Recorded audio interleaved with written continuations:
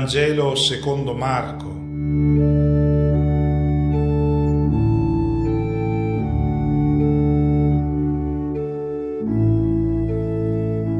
Una buona domenica a tutti. La scorsa settimana l'Evangelista Marco ci ha raccontato l'inizio della vita pubblica di Gesù. Ci ha detto che in giorno di sabato, insieme ai primi 4 suoi discepoli, è entrato nella sinagoga e lì ha cominciato a insegnare. Ma non appena ha aperto bocca, un uomo indemoniato che era presente nella sinagoga ha cominciato a urlare e a inveire contro di lui. E Gesù ha detto semplicemente: taci, esci da quest'uomo. E il demonio che possedeva questa persona agitandolo se n'è uscito, ha lasciato l'uomo tranquillo. Di fronte a questo fatto, tutti i presenti sono rimasti stupefatti e hanno esclamato: ma che parola è mai questa? Comanda agli spiriti immondi e questi gli obbediscono, se ne vanno. Hanno capito che la parola di Gesù non lascia tranquilli i demoni presenti nelle persone. Dove c'è l'uno non ci può stare l'altro. E per demoni, lo abbiamo già detto la scorsa domenica, non si intende il diavoletto che viene scacciato dagli esorcisti, no, si intende tutte quelle forze maligne che provocano comportamenti disumani, l'orgoglio, le invidie, le gelosie, l'attaccamento al denaro che porta anche ad ammazzare le persone, le dissolutezze. Sono questi i demoni che portano a compiere azioni che sono indegne della persona umana. Bene, dove arriva la parola di Gesù, il suo Vangelo, questi demoni se ne vanno. Concretamente, nei cuori, quando entra la parola del Vangelo, i demoni non ci possono più stare. Quello che è stato compiuto nella sinagoga di Cafarnao è il primo segno di ciò che poi Gesù farà durante tutta la sua vita pubblica. Con il suo Vangelo scaccerà demoni. E questo è accaduto nel luogo sacro, nel luogo di preghiera. Ma Gesù predica e scaccia demoni solo nel luogo sacro? Sentiamo adesso dove va, sempre nel giorno di sabato. Al termine della liturgia del sabato, Gesù, uscito dalla sinagoga, subito andò nella casa di Simone e Andrea, in compagnia di Giacomo e Giovanni. Nel primo giorno della vita pubblica di Gesù sono accaduti alcuni episodi che ci vengono riferiti dall'Evangelista Marco. E per cogliere il messaggio che ci vuole comunicare è importante andare al di là del semplice fatto di cronaca.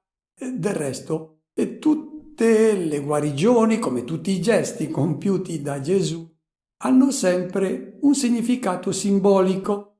Indicano ciò che accade dove giunge Gesù, dove giunge la sua parola, il suo Vangelo. Nulla rimane più come prima. E noi ci soffermeremo quindi sui dettagli significativi del racconto di una guarigione che tra poco ascolteremo.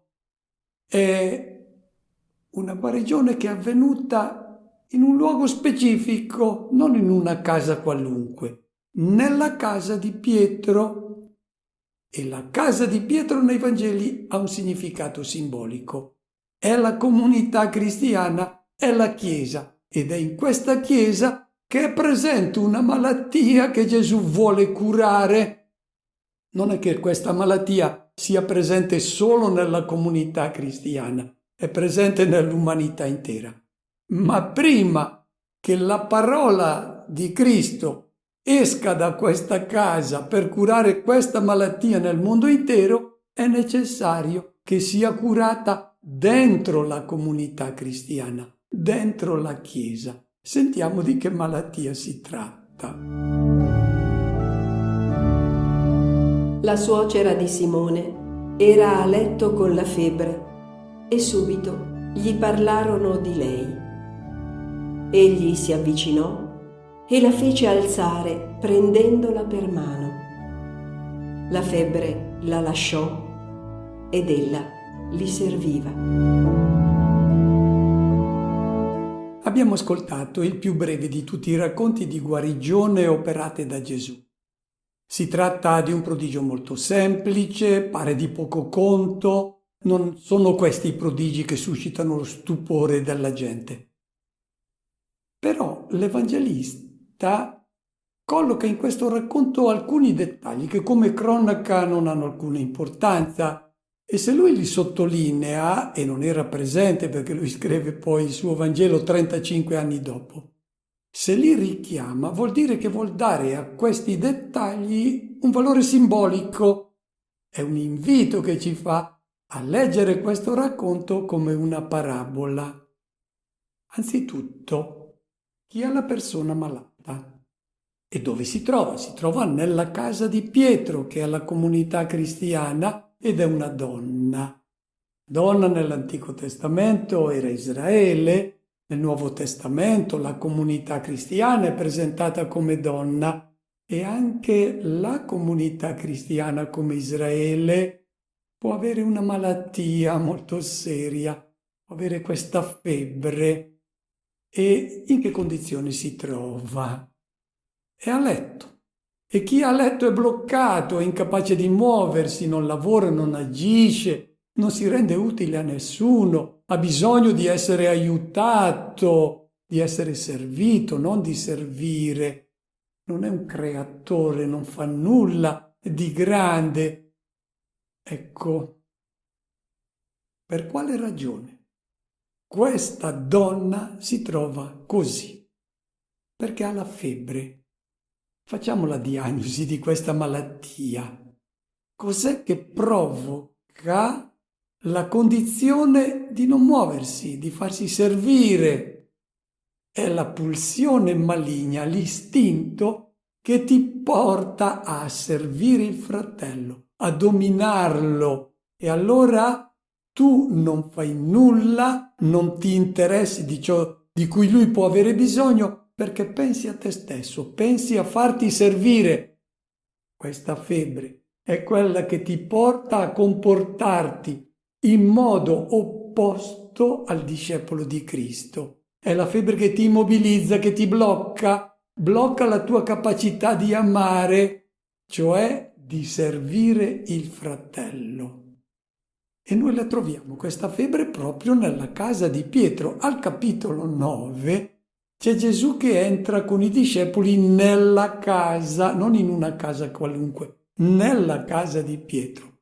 E quando arriva chiede ai suoi discepoli di che cosa stavate parlando lungo la strada, e loro stanno zitti perché si vergognano. Avevano discusso chi è il primo tra di noi, chi è che può dominare sugli altri e farsi servire dagli altri. È questa la febbre che Gesù vuole curare anzitutto fra i suoi discepoli. Prima di andare a curare gli altri, devono lasciarsi curare loro da questa febbre. E chi li cura è il Vangelo di Cristo. A noi viene istintivo farci servire. Ed è da questo istinto che vengono tutti i mali del mondo. I furti, le calunnie, le ingiustizie, i soprusi e le guerre vengono tutti da questa febbre. Proviamo a pensare, prendere coscienza di questa malattia. Quando qualcuno ci presenta un amico, cosa ci viene spontaneo pensare? Chissà, e forse può anche essermi utile perché ho capito che è un bravo idraulico, no, che è un informatico, e ho giusto bisogno per sistemare alcuni programmi del computer. Questo è il pensiero che ci viene immediato e spontaneo. Come posso servirmi dell'altro? Se invece uno mi presenta una persona bisognosa perché sa che ho la possibilità e la capacità di aiutarla, cosa mi viene spontaneo? Io cerco di svicolare, dentro di me dico: ma perché si rivolge proprio a me? Un minimo di discrezione, ma ti pare il momento? Ecco, prova a chiederti cosa ti viene spontaneo. Se ti viene spontaneo essere servito, tu hai la febbre. Se invece ti viene spontaneo, cosa posso fare per questa persona che è chiaramente nel bisogno, allora sei in buona salute, sei un figlio di Dio. Paolo nella lettera ai Galati al capitolo 5 versetto 13 dice: servitevi a vicenda gli uni gli altri. Questa è tutta la legge di Cristo. E adesso vediamo chi può guarire da questa febbre e come guarisce.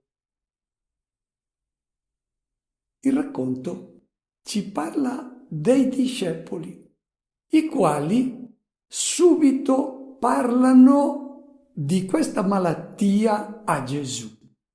Ecco il primo messaggio, che vale per noi.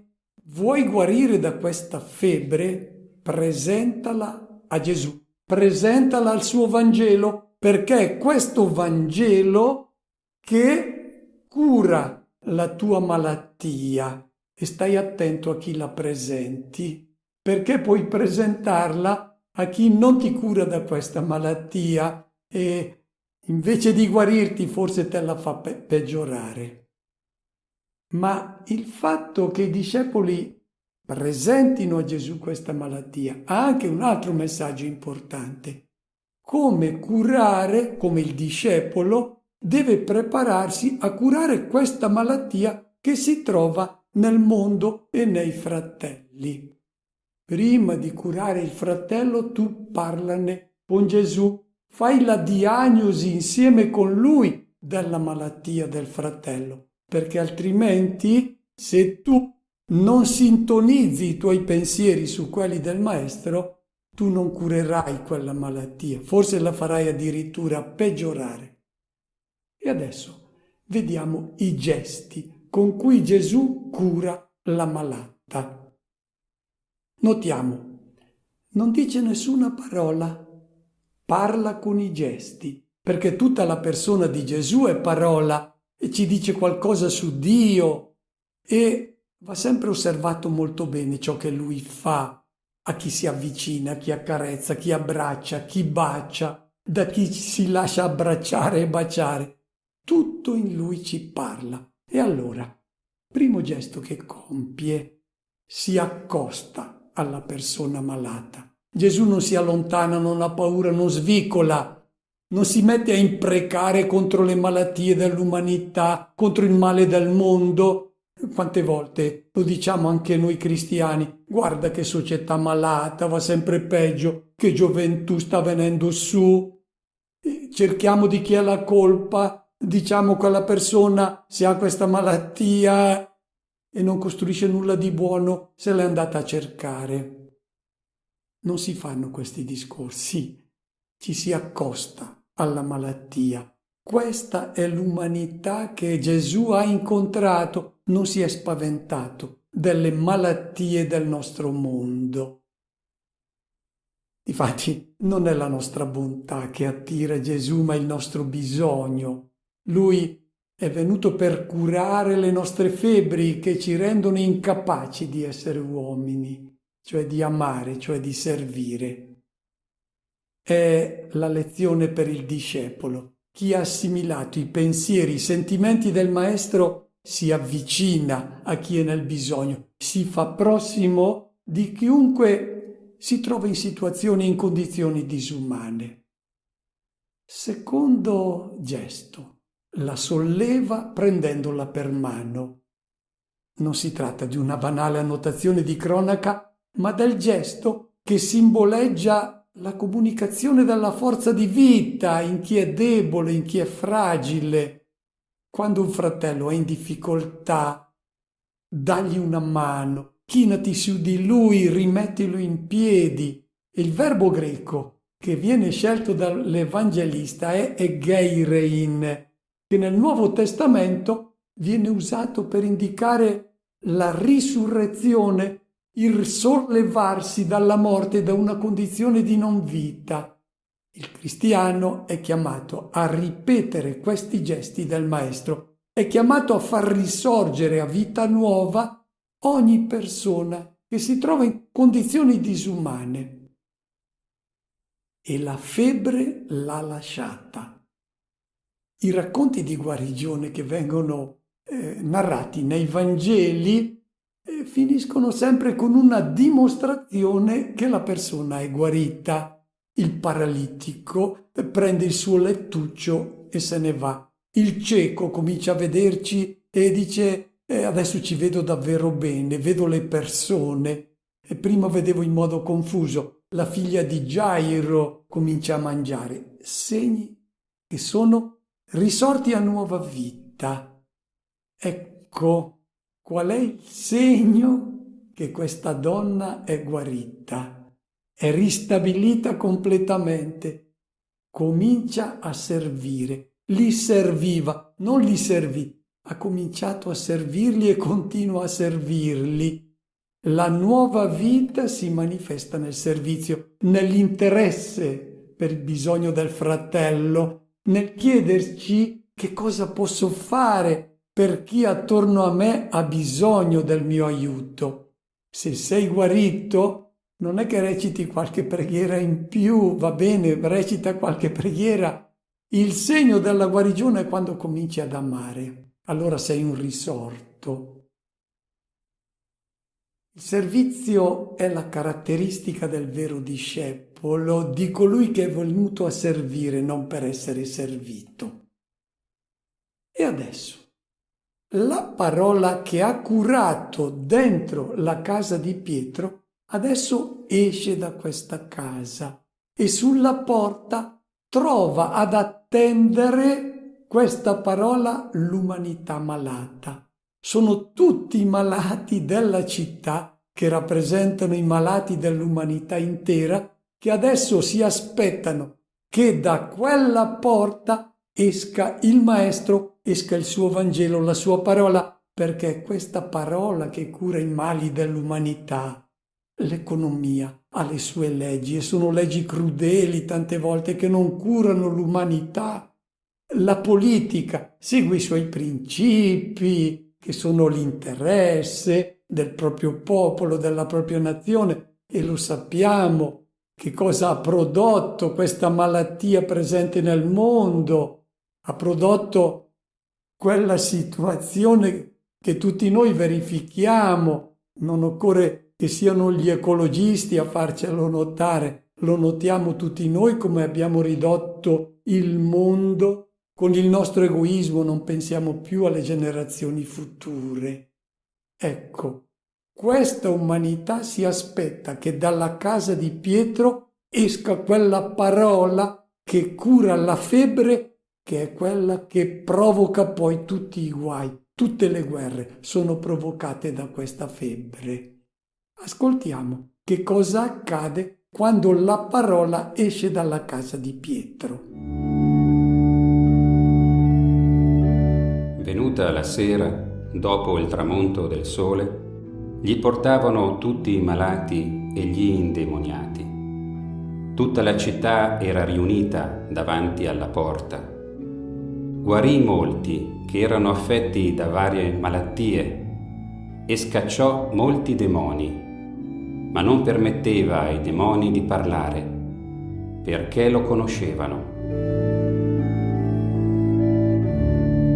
Giunge alla fine questo giorno che è stato il primo della vita pubblica di Gesù e durante il sabato la gente ha rispettato la norma che proibisce di spostarsi, di caricare pesi, di curare malati, ma giunta la sera è iniziato il primo giorno della settimana e tutti cominciano a muoversi e conducono davanti alla porta della casa di Pietro, dove sanno che è presente colui che può risanare tutti, portano i loro malati.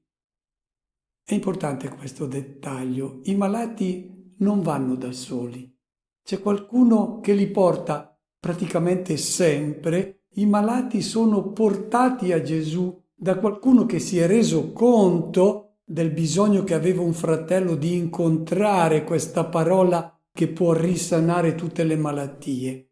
E difatti, tranne i lebbrosi, che non possono essere accompagnati da nessuno perché sono impuri, oppure la donna che aveva perdite di sangue, è lei che va direttamente da Gesù, e anche la donna di Tiro e di Sidone, perché anche lei, essendo pagana, non poteva essere accompagnata da Gesù. Sono queste persone impure, queste istintivamente vanno loro spontaneamente da Gesù, perché sanno che Lui li accoglie così come sono.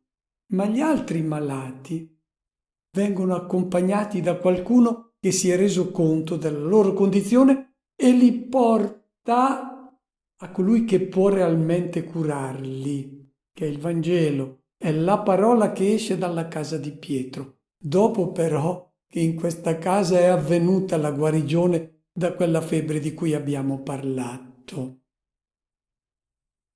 E Gesù, quando esce, cura tutti coloro che hanno bisogno di essere sanati e non permette ai demoni di parlare. I demoni, naturalmente, lo abbiamo detto, sono tutte queste forze di morte che sono presenti nell'uomo, questi istinti che ci portano lontano dall'amore.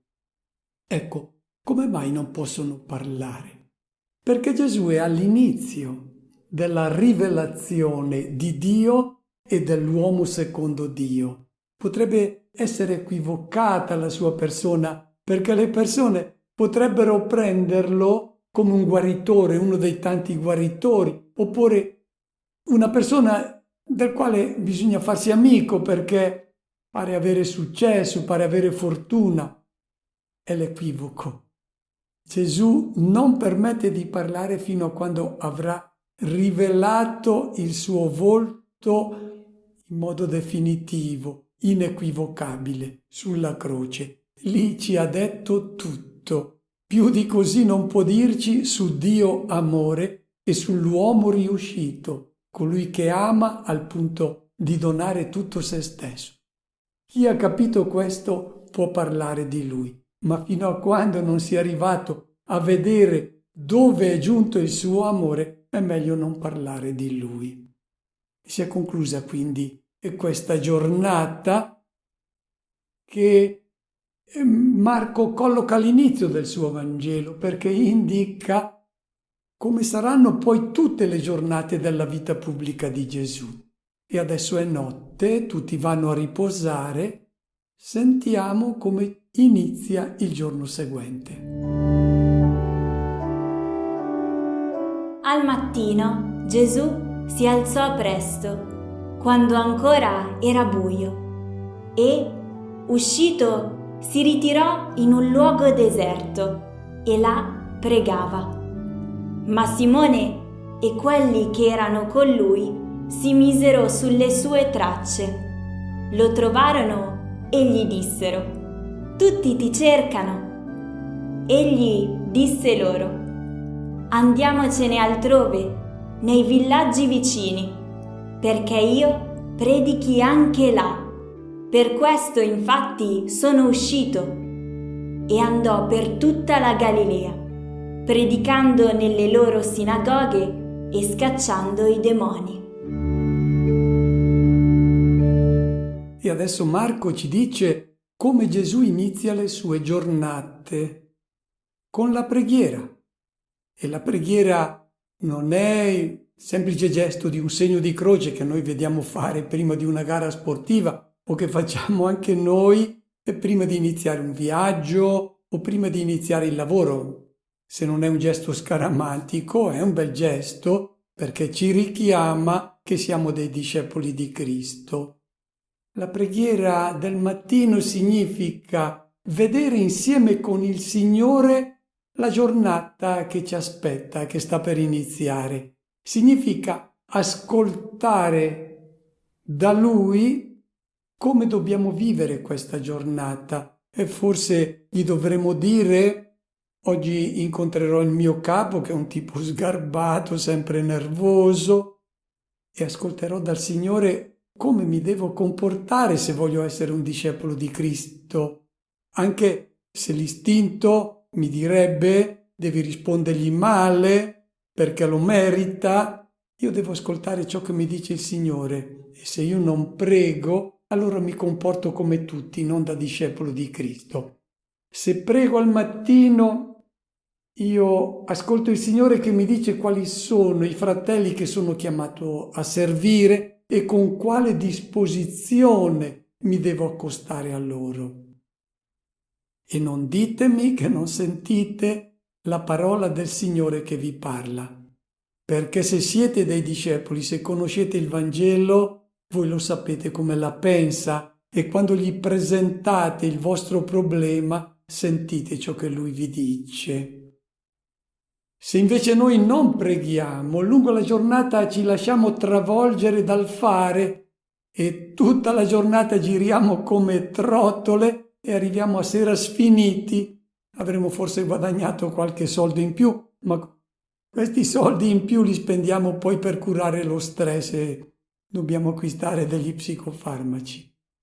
Ed è esattamente ciò che accade a Pietro, che al mattino lui non prega, è agitato e in ansia perché quando esce di casa, che non ha pregato, trova davanti alla porta tutta la gente che si aspetta il suo servizio.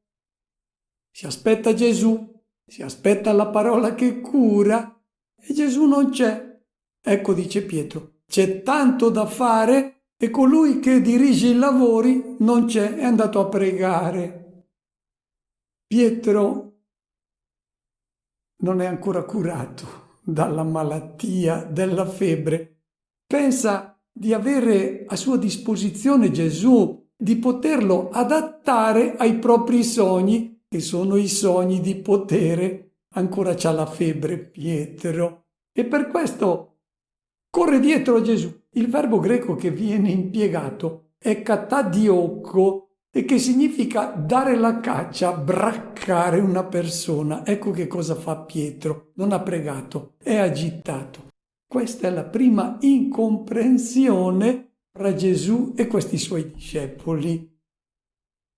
E difatti Pietro inizia con un rimprovero a Gesù. Quando lo trova, gli dice: ma adesso che stai diventando famoso, tu scappi. E noi che abbiamo puntato la nostra vita sul successo, guarda, tu ti allontani. Ecco, è la malattia che è presente ancora in tanti cristiani che vorrebbero avere Gesù a disposizione dei loro progetti, dei loro sogni e dei loro bisogni. E quando noi abbiamo bisogno, noi preghiamo Gesù e Lui ci deve essere. Non funziona così. Non gli si fa fare ciò che noi vogliamo. Lui, con la sua parola, ci indica come noi siamo chiamati a vivere da discepoli, da figli di Dio. Il ragionamento umano è quello di Pietro. Fermarsi, godere del successo avuto, godere del prestigio che ha acquistato anche lui di fronte a tutta Cafarnao, perché sanno che segue il maestro che cura da tutte le malattie. Gesù guarda al servizio dell'uomo, di ogni uomo. La luce della parola che salva deve raggiungere ogni uomo.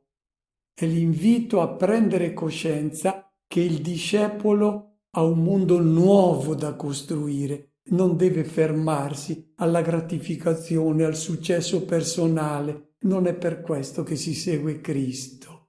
Si segue Cristo e si è chiamati ad annunciare a ogni uomo questa parola che cura da tutte le malattie.